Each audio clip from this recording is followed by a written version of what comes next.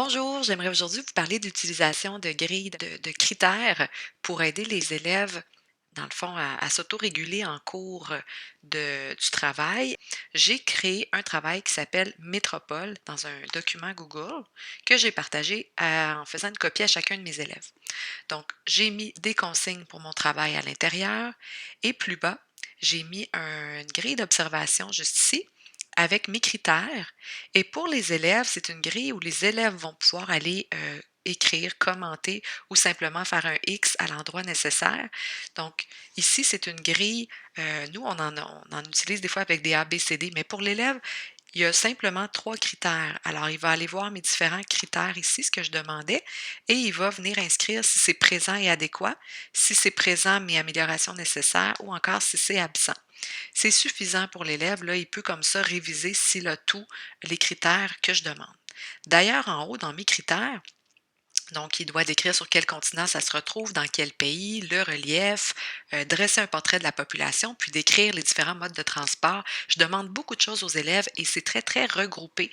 Ils risquent de se perdre.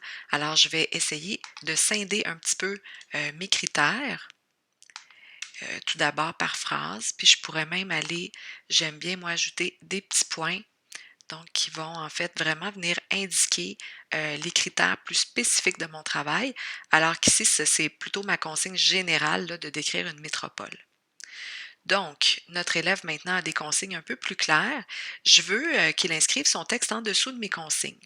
Pour faire ça, ici, pour mes consignes, j'ai créé un tableau d'une seule cellule pour lequel j'ai mis un arrière-plan et j'aimerais faire la même chose pour que l'élève vienne inscrire son texte. Donc, je vais aller dans le menu Insertion et je vais aller tout simplement insérer un tableau avec une seule cellule. Hop!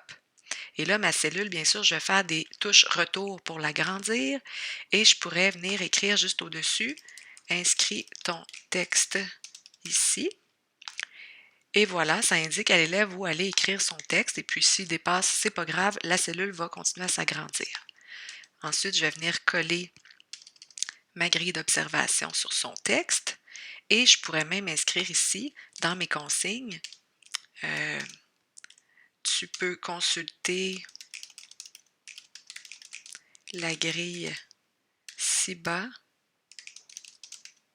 pour vérifier si tu respectes toutes les consignes ou tous les critères, ce serait préférable.